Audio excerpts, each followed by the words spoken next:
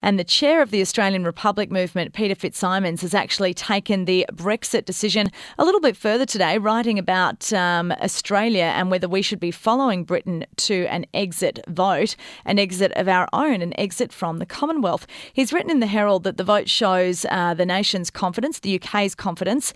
To go it alone is admirable, saying that this shows how much confidence they have to stand as a nation.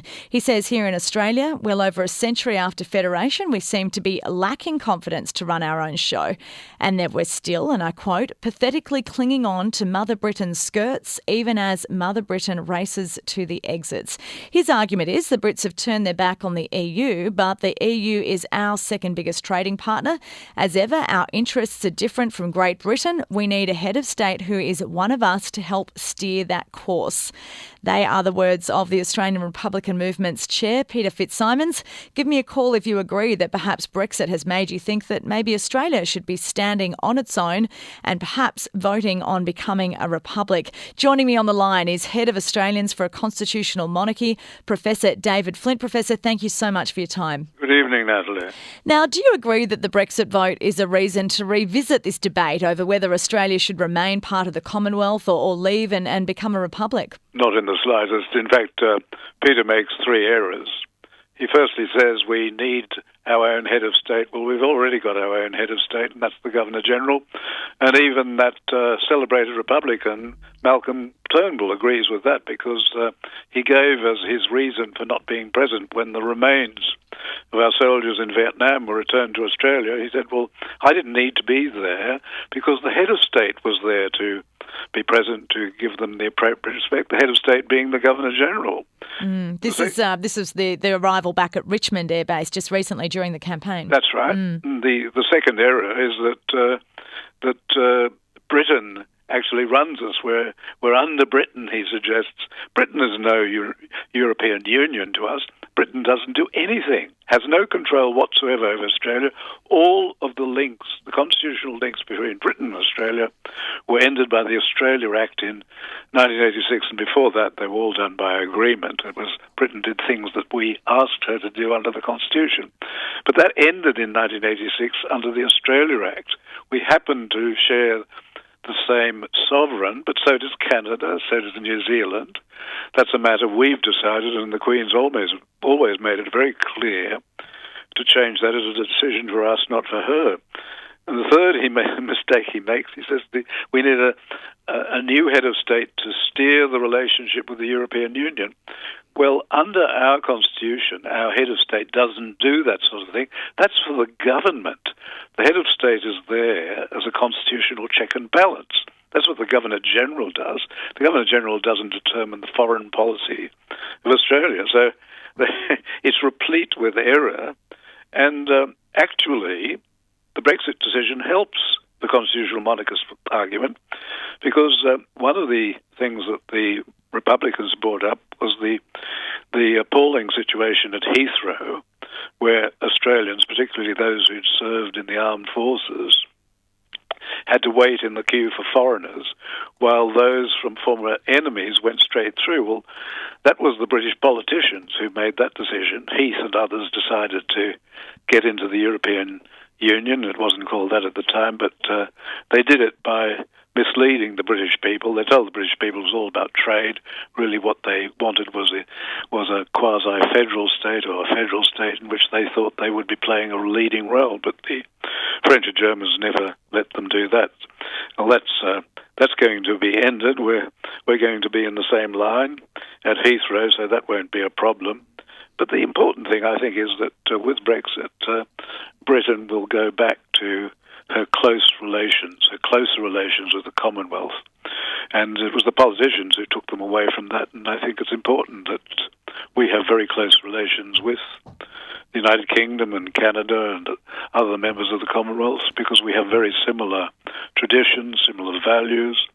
So do you in fact think that perhaps that this result will actually boost Australia's ties with the monarchy? I think it will, because it will increase the ties within the Commonwealth, because Britain will now be freer to play the role that she always intended to play, and Ted Heath took it away from Britain by joining this quite alien institution, which hasn't worked out, and the British people have realised this, and they're going to pull out of it. They given notice they haven't given notice yet, but the referendum has decided that that's what the British government should do. So I think it's to the advantage of those who argue that there is a good relationship.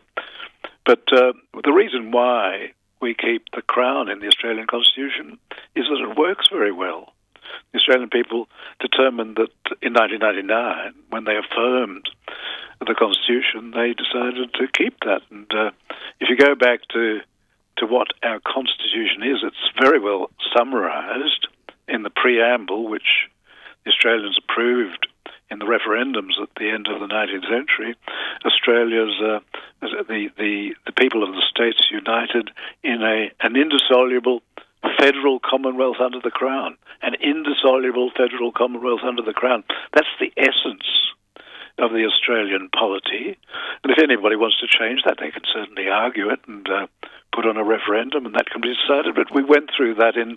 Well, yes, that's what I was going to ask about, actually. Do you think that this decision to put it to a popularity vote in the UK perhaps may sway any Australian governments from doing the same thing when it comes to a future vote on the Republic? And I'm willing to say I'm sure we will have a decision at some stage, whether it's a public debate or a government going ahead. I mean, the issue hasn't gone away, so it's going to pop up again. Do you think that this result in Britain, perhaps the shock of it for those who didn't think it was going to happen, may deter Australian governments from going ahead with a Republic debate again, or a Republic vote, should I say, a referendum on the issue again? Well, it could. I'm sure that if they thought it would succeed, they would go ahead with it.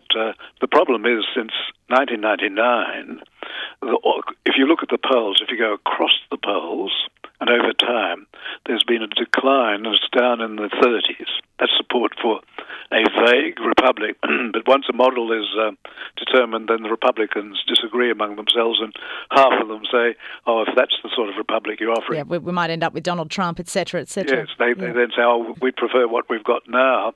But the other significant thing in relation to the polls is that back in the 90s, the strongest supporters of the constitutional monarchy were the elderly.